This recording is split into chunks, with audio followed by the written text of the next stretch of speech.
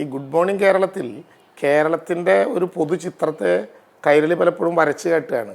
അതെങ്ങനെ അവതരിപ്പിക്കണമെന്ന് ആധികാരികമായിട്ട് അവതാരകർക്ക് തീരുമാനിക്കാമെങ്കിലും നമുക്കതിൻ്റെ ഒരു പൊതുരൂപം കൈരളിയിലൂടെ മലയാളം മുഴുവൻ കാണുന്നുണ്ട്. അത് വളരെ സന്തോഷകരമാണ്. ഇന്നലെ പ്രധാനമായിട്ടും തൃശ്ശൂരിനെ സംബന്ധിച്ചിടത്തോളം കുമ്മാട്ടിയാണ്. ഇന്നലെ കുമ്മാട്ടിയുടെ ഒരു ദിവസമാണ്. ഇന്നലെ നടന്ന മുഴുവൻ കുമ്മാട്ടികൾക്കിടയിലും കൂടിപ്പോയി. അത് എന്നെ സംബന്ധിച്ചിടത്തോളം ആഘോഷം മാത്രമല്ല, ആളുകൾക്ക് കുമ്മാട്ടി കളി കാണുന്നത് കൊണ്ടുണ്ടാകുന്ന ഒരു ആനന്ദത്തോടൊപ്പം ജനപ്രതിനിധികളെ കൂടിയൊക്കെ കാണുമ്പോൾ അവർക്ക് കാര്യങ്ങൾ പങ്കുവയ്ക്കാനും ചിലപ്പോൾ അതിൻ്റെ നടുവിലൊക്കെ നിന്നിട്ടായിരിക്കും. ഒരു സ്ഥലത്ത് ടാക്സ് അടയ്ക്കാൻ പറ്റിയിട്ടില്ല, ഒരു സ്ഥലത്ത് ചെറിയ ഓട വേണം, ഒരു സ്ഥലത്തൊരു ചാല് വേണം, ഒരു സ്ഥലത്തൊരു വീട് തകർന്നിട്ടുണ്ട്, കഴിഞ്ഞ തവണ ഉണ്ടായതിൽ പണം മറ്റത് കിട്ടിയിട്ടില്ല. ഇങ്ങനെ തുടങ്ങുന്ന കഥകൾ മുതൽ നമ്മുടെ വീട്ടിലെ കുഞ്ഞുകുട്ടിക്ക് ഇന്ന വിശേഷം ഉണ്ടായി, അമ്മൂമ്മ അന്വേഷിച്ചു, അങ്ങനെയൊക്കെ തുടങ്ങുന്ന വീട്ടുവിശേഷങ്ങൾ വരെ ആളുകൾക്ക് പങ്കുവെക്കാൻ പറ്റുന്ന ഒരു അവസരമാണ് യഥാർത്ഥത്തിൽ ഉത്സവം. ഉത്സവങ്ങളൊരു മതനിരപേക്ഷതയുടെ കൂട്ടായ്മയായിട്ട് നമ്മൾ കാണേണ്ടതുണ്ട്. ഇത്തരം കുമ്മാട്ടികൾക്കും പുലികളികൾക്കും ഒക്കെ നമ്മൾ പ്രാധാന്യം കാണേണ്ടത് ഓരോ ഇടത്തും ജാതി തിരിച്ചും മതം തിരിച്ചും ആളുകളെ കമ്പാർട്ട്മെൻ്റലൈസ് ചെയ്തുകൊണ്ട് ആഘോഷങ്ങൾ നടക്കുമ്പോൾ കേരള ലോകത്തിന് മുമ്പിൽ ഏറ്റവും വ്യത്യസ്തമാകുന്നത് ഒരു മതനിരപേക്ഷതയുടെ അനുഭൂതി കൂടിയാണ് കേരളത്തിൻ്റെ ഓരോ ആഘോഷങ്ങളും എന്നുള്ളത് കൊണ്ടാണ്. ഇപ്പോൾ നോക്കാം, ഇന്നലെ രാവിലെ നബിദിനാഘോഷങ്ങൾ റാലിയായി ഒരു വഴിക്കൂടെ പോകുമ്പോഴാണ് കുമ്മാട്ടി കിട്ടിയ ആളുകൾ അടുത്ത പണിക്ക് വേണ്ടി രംഗപ്രവേശനം ചെയ്യുന്നത്. ഇത് രണ്ടും സ്നേഹപൂർവമായ അഭിവാദനങ്ങൾ പരസ്പരം കൊടുത്ത് കടന്നു പോകുന്ന ഒരു കാഴ്ച നമുക്ക് കാണാൻ കഴിയും. കഴിഞ്ഞ വിഷുവിന് നമ്മളിത് കണ്ടതാണ്.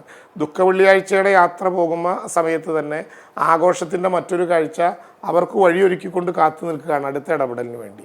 ഇതാണ് മലയാളിയുടെ പ്രത്യേകത. അപ്പോൾ സ്വാഭാവികമായിട്ടും ആഘോഷങ്ങളെയും ഉത്സവങ്ങളെയും ഏറ്റവും താഴ്ന്ന വിധത്തിൽ മലയാളി എടുത്തു പോകേണ്ടത് ജാതിക്കും മതത്തിനും വർണ്ണത്തിനും വർഗത്തിനും ലിംഗത്തിനും ഒക്കെ അപ്പുറത്ത്. ഇപ്പോൾ പുലികളിക്ക് സാധാരണ പെൺകുട്ടികൾ ഉൾപ്പെടെ സ്ത്രീകൾ ഉൾപ്പെടെ ഇറങ്ങിയിട്ടുള്ള അനുഭവങ്ങൾ ഉണ്ടാക്കിയ നാടാണ് തൃശ്ശൂർ. ലിംഗഭേദമില്ലാതെ മതജാതി ഭേദമില്ലാതെ എല്ലാവർക്കും ഒരുമിച്ച് നിൽക്കാവുന്ന ആഘോഷങ്ങളുടെ പൊതു ഇടാണത്. മാത്രമല്ല ഇതൊക്കെ ഏറ്റവും സാധാരണക്കാരായ മനുഷ്യർക്ക് DJ-യും ഇൻസ്റ്റൻ്റായ പരിപാടികളും ആ വിധത്തിൽ കാതടപ്പിക്കുന്ന ശബ്ദങ്ങളോടെ ലക്ഷക്കണക്കിന് രൂപ ചെലവഴിച്ചുകൊണ്ട് അവതരിപ്പിക്കുന്ന വലിയ മാമാങ്കങ്ങൾക്കും അപ്പുറത്ത് നാട്ടിലെ ചെറിയ ഇടങ്ങളിൽ നിന്ന് ആരംഭിക്കുന്ന പച്ചയായ മനുഷ്യൻ, സന്തോഷം തോന്നിയാൽ പൊട്ടിച്ചിരിക്കുകയും സങ്കടം തോന്നിയാൽ നെഞ്ചത്തടിച്ച് കരയുകയും ചെയ്യുന്ന മനുഷ്യൻ അവൻ്റെ ജീവിതത്തിലുണ്ടായ അനുഭവങ്ങളുടെയും പാരമ്പര്യങ്ങളുടെയും നാട്ടുകൂട്ടങ്ങളോട് കൂടിയിട്ടുള്ളൊരു ഉത്സവമാണ്. അപ്പോൾ അത് കാണുമ്പോൾ സാധാരണത്തേതിൽ നിന്ന് വലിയ വ്യത്യാസമുണ്ടാകും.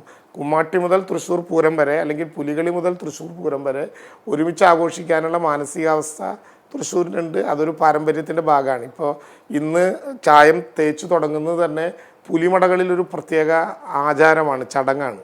വൈകുന്നേരത്തോടുകൂടി പുലിമുഖങ്ങളുടെ പ്രദർശനം 7 മടകളിലും ഉണ്ടാകും.